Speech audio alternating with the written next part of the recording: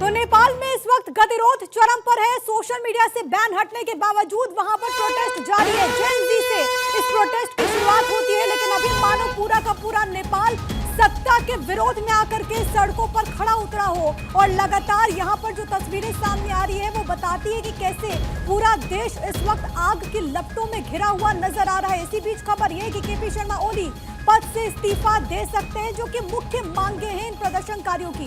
नेपाल के प्रधानमंत्री हैं केपी शर्मा ओली, जिनके विरुद्ध लगातार जो वहां पर आवाज है वो बुलंद होती हुई नजर आ रही है। तस्वीरें आप जरा देखिए। नेपाल में डेप्यूटी पीएम समेत 10 मंत्रियों ने एक एक करके इस्तीफा दे दिया। भीड़ ने काठमांडू में कई जगह आग लगा दी। ये तस्वीरें राष्ट्रपति आवास की, जहां पर आपको नजर आएगा कि कैसे राष्ट्रपति रामचंद्र के पूरे आवास पर वहां पर जो प्रोटेस्ट कर रहे लोग हैं उनका कब्जा नजर आता है। कुल मिलाकर के इस वक्त भारी गतिरोध नेपाल में देखने को मिल रहा है। और इस गतिरोध को आप सिर्फ सोशल मीडिया से जोड़ करके मत देखिए, क्योंकि इस गतिरोध की वजह बहुत पहले की है। आप सोचिए, जो करप्शन के एलिगेशंस लगे, वहां की जो सरकार है उसका जो रवैया चीन के प्रति बहुत नरम नजर आया, चीन की तरफ इंक्लाइंड नजर आया। दूसरा पहलू ये कि राजशाही की बहाली को लेकर के भी लगातार नेपाल की जनता मुखर रही। और कुछ महीने पहले की वो तस्वीर, जब काठमांडू में ही राजशाही को लेकर के किस तरीके से वहां पर लोग लगातार मांग कर रहे थे कि इसको लागू किया जाए और एक बार फिर से वहां पर सड़कों पर नजर आए। लेकिन ये जो विरोध थी,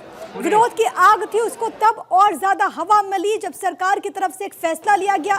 फैसला सोशल मीडिया पर बैन को लेकर के लिया जाता है। उसके बाद जेन जी ने इस प्रोटेस्ट की शुरुआत की, लेकिन अब पूरा नेपाल इस वक्त विरोध करता हुआ नेपाल में भारी बगावत, और इसी बगावत से जुड़ी हुई 10 कैमरों के जरिए तस्वीरें आपकी टीवी स्क्रीन पर। सड़कों पर इस वक्त जनता उतरी हुई, और ये वो जनता है जो कि लगातार ये मांग कर रही है कि तख्ता पलट हो। लगातार ये जनता जो कि अपने आप में बेहद परेशान थी, और इसके पीछे कई सारी वजह है। नेपाल एक बहुत छोटा सा देश, लेकिन हाल के दिनों में जो तस्वीरें कम से कम नेपाल से निकल करके सामने आई, जिसमें एक ये भी पहलू था कि नेपाल में जो नेताओं के बच्चे हैं, जिस तरीके से उनकी जिंदगी बहुत ऐशो आराम की रही, तो युवाओं में इसको लेकर के काफी ज्यादा चर्चा होती थी। सोशल मीडिया पर लोगों की तरफ से लगातार इसको लेकर के पोस्ट किए जाते थे, और ये भी गतिरोध की एक बड़ी वजह है। लेकिन कुल मिलाकर के 3 बड़े घोटाले नेपाल में हुए। 4 साल में 3 बड़े घोटालों का होना। साल 2021 में बंधु भूमि स्वैप घोटाला, इसके अलावा ओरिएंटल कोऑपरेटिव घोटाला।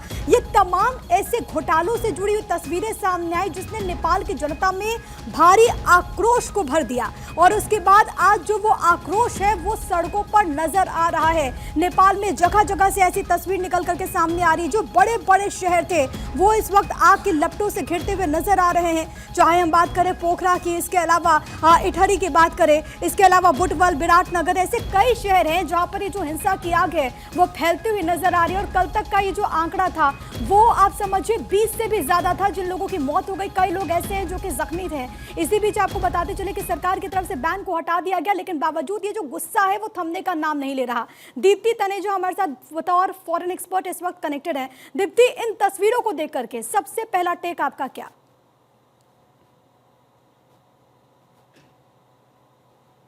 दीप्ति, आपकी आवाज नहीं आ रही, प्लीज आप अनम्यूट कर लीजिए। जी सॉरी। ये बिल्कुल एक सिमरिंग वॉल्केनो है, प्रेशर कुकर था, उसके अंदर उबाल आता जा रहा था और वो प्रेशर कुकर फटने की देर थी और वो अब फट गया है। ये सोशल मीडिया बैन के साथ हम इसको ना जोड़ के देखें, क्योंकि that was just a trigger.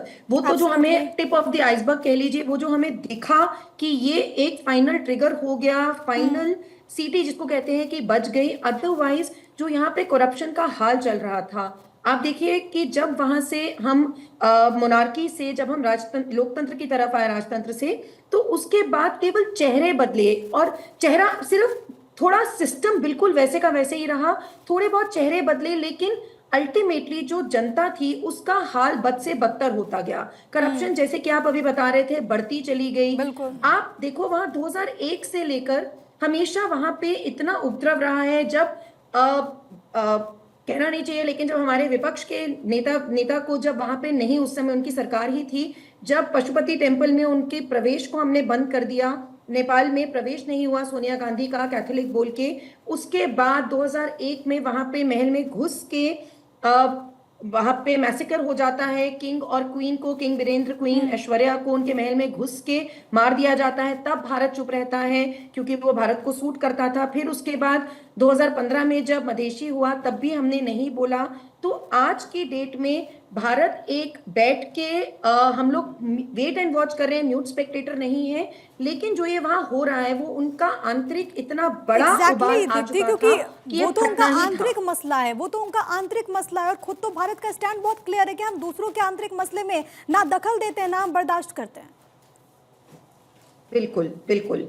तो इसी के चलते भारत अभी वेट एंड वॉच कर रहा है, क्योंकि कुछ विशेषज्ञ कह रहे थे कि भारत को एक प्रोएक्टिव स्टैंड लेना चाहिए। मैं उसके विरोध में हूं कि अभी भारत को कोई प्रोएक्टिव स्टैंड नहीं लेना चाहिए। जैसे हम दूसरों को अपने हस्तक्षेप नहीं करने देते हैं अंदरूनी मामलों में, तो हम भी नहीं चाहेंगे कि अभी नेपाल के अंदरूनी मामलों में हम करें। और वैसे भी देखिए, आप अगर बिल्कुल इसको स्पष्ट तरीके से बात करें तो ओली सरकार वैसे भी भारत से इतने अच्छे संबंध नहीं थे जितना पहले के जो बाकी के थे, प्रचंडा के थे, भारत से उनके बेहतरीन संबंध थे जरा एक चीज बनिस्बत समझाइए, इसके जो क्योंकि ओली के थे। ये ऐसा पहली बार नहीं है जब किसी देश में सत्ता के विरुद्ध ऐसी आवाज बुलंद हुई हो। हाल के कुछ वर्षों के अगर हम ट्रेंड देख ले, चाहे हम श्रीलंका की बात कर ले, चाहे हम बांग्लादेश की बात कर ले, किस तरीके से वहां पर भी युवा बड़ी संख्या में सड़कों पर उतरे थे और शेख हसीना को तख्त तो छोड़ना पड़ा था, लेकिन अपना देश भी उन्होंने छोड़ दिया।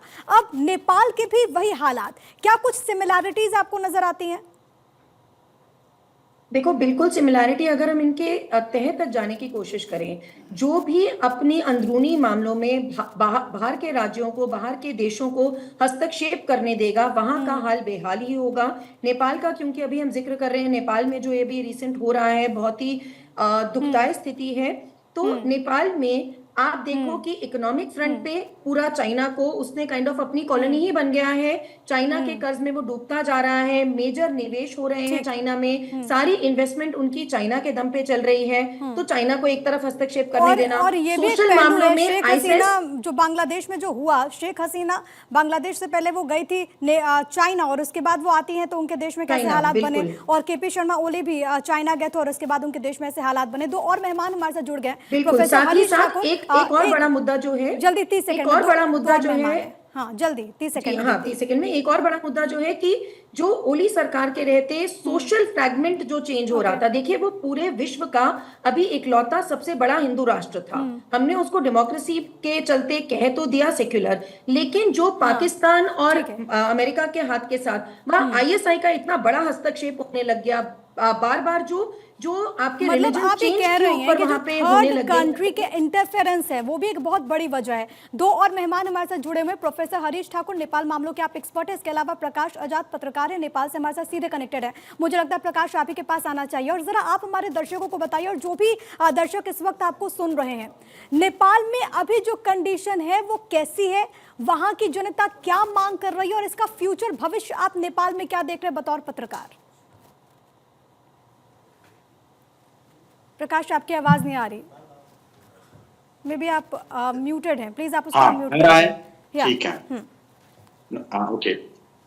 आप लोग अभी मैं इसी वक्त समाचार कक्ष में हूँ और नेपाल के हालात क्या बताऊं कि यस्टरडे से यंग लोग, जेनजी, जो अपने को जेनजी बोलता है, वो लोग सड़क में आ रहा है और आज तोड़फोड़ और हिंसा ज्यादा हो गया है प्रदर्शनकारी के पक्ष से। लेकिन कल सरकार ने बल प्रयोग किया, हिंसा किया, कम से कम 20 young people have died so far. वो हुआ, ये है हालत। प्रकाश, क्या इस बात की पॉसिबिलिटी है, क्योंकि खबर यह है कि आज एक सर्वदलीय बैठक बुलाई गई है, क्या ये संभावना है कि शाम में केपी शर्मा ओली वहां पर इस्तीफा दे दे? ये हम अभी तक अनुमान नहीं कर सकते हैं, क्योंकि केपी शर्मा ओली का हम विगत देखें तो वो ऐसा नहीं है कि वो इतनी इजी वे से इस्तीफा दें, ऐसा नहीं है। वो हम एक्सपेक्ट नहीं करते हैं। हमारा हिंदी थोड़ा कमजोर है, इसके लिए माफ कीजिए। आप जो कह रहे हैं हम समझ रहे हैं। हाँ। तो इसका मतलब है कि हम अभी एक्सपेक्ट नहीं करता है, लेकिन जैसा हिंसा हो रहा है बहुत, कम से कम काठमांडू और आसपास के सिटीज में, मेजर सिटीज में जो तोड़फोड़ और हिंसा, सार्वजनिक संपत्ति का तोड़फोड़ हो रहा है, और राष्ट्रपति का निजी निवास, पार्टी कार्यालय, ये सब तोड़फोड़ हो रहा है। ये सब देखकर हमको लगता है कि जल्दी प्रधानमंत्री के पी शर्मा ओली इस्तीफा दें और मामला को संयम रखने में हेल्प करें। हाँ प्रकाश, एक दो चीजें और, क्योंकि आप खुद वहां पर मौजूद है, इसलिए मैं चाहूंगी कि हमारे दर्शकों को ब्रीफ मिल जाए कि वहां पर भी करंट सिचुएशन क्या है, और उसके बाद प्रोफेसर हरीश ठाकुर मैं आपके पास आऊंगी। लेकिन प्रकाश, ये भी खबर आई है कि संभवतः केपी शर्मा ओली दुबई चले जाए, इसके भी क्या पॉसिबिलिटीज हैं? एक सवाल ये कि अगर ऐसा होता है तो क्या वो अपने बिहाफ में किसी और को कमान दे सकते हैं नेपाल में? अभी तक ऐसा मेरा ख्याल से वो भाग के दुबई जाएगा ऐसे हम एक्सपेक्ट नहीं करता है। ओके। लेकिन वो इंडियन मीडिया बहुत मैं वॉच कर रहा हूँ कि कई सारे इंडियन मीडिया ऐसा कह रहा है। वो मेरा लगता है कि वो सनसनीखेज वाला समाचार है। हम ये बाई नहीं करते हैं। नहीं, वहीं से कुछ पत्रकार क्योंकि सूत्र होते हैं वही जानकारी देते हैं, इसीलिए। लेकिन हो सकता है कि मामला गंभीर हो गया तो वो कहीं चल सकता है, लेकिन ये दुबई है, इंडिया है, किधर है हमको मालूम नहीं है। मेरा ख्याल से दुबई में जाना, क्या मकसद हो सकता है दुबई जाने में? दुबई सेफ है? मेरे को ऐसा नहीं लगता है कि वो दुबई जाएगा। ओके। लेकिन कुछ भी हो सकता है फिर भी। बिल्कुल, आप वहाँ पर बैठे हुए, आप बेहतर चीज़ों को समझ सकते हैं, लेकिन आप भी कह रहे हैं कि कुछ भी हो सकता है, और यही पूरी दुनिया भी इस वक्त नेपाल की तस्वीरों को देखकर के आकलन कर रही है। प्रोफेसर हरीश ठाकुर, मैं आपके पास आना चाहूंगी, और अभी दीप्ति जी के साथ जब चर्चा चल रही थी तो उन्होंने भी यही बात कही कि इसको सिर्फ सोशल मीडिया पे बैन के साथ नहीं देखना चाहिए। ठीक है, उसने आग में घी डालने का काम किया, लेकिन ये गतिरोध तो बहुत लंबे वक्त से नेपाल में हमने देखा है। वहाँ की सरकार पर जो करप्शन के एलिगेशंस लगे, राजशाही की बहाली को लेकर के हमने देखा था कि कुछ महीने पहले किस तरीके से काठमांडू में प्रदर्शन हुआ। ये तमाम बड़ी वजह रही इस बड़े प्रदर्शन के पीछे। जी प्रिया जी, मैं इसे दो एंगल से देख रहा हूँ। एक तो जो साउथ एशिया में आज की डेट में इंडियन नेबर्स हैं, तो पिछले 10-20 सालों से एक मल्टी वेक्टर डिप्लोमेसी फॉलो कर रहे हैं। फॉरेन पॉलिसी में एक डिवाइड है, और वो जो एक ट्रेडिशनल हमारा प्रगाढ़ता संबंधों की रहती थी वो नहीं है। और दूसरा जो अभी करंट एपिसोड में नजर आ रहा है वो कोर्ट वर्सेस गवर्नमेंट हो गया है, क्योंकि नेपाली गवर्नमेंट इतना प्रीवियस रिकॉर्ड्स इतने नहीं है जितने 8-10 सालों में ये जो स्कैम्स हुए हैं। आपका ये टैक्स स्टैंप वाला स्कैम था, विजिट वीजा स्कैम था, और भूटानीज रिफ्यूजीज वाला स्कैम था, और ये A33 जेट्स का जो स्कैम है वो भी मेरे ख्याल से $10 मिलियन का स्कैम है। तो नेपाल के लिए ये बहुत ह्यूज अमाउंट है, and people are getting frustrated. ये जो सारी चीजें हो रही हैं, ऊपर से जो वो विद्या बंधु गिरी जो आपका टी एस्टेट वाला इशू है, मेरे ख्याल से वो ज्यादा इस चीज को ट्रिगर कर रहा है, क्योंकि गवर्नमेंट ने पहले उस लैंड स्वैपिंग के लिए जब सुप्रीम कोर्ट ने उससे कैंसिल किया था, तो उस स्वैपिंग को कैंसिल किया तो उसके अगेंस्ट और गवर्नमेंट ऑर्डिनेंस लाई।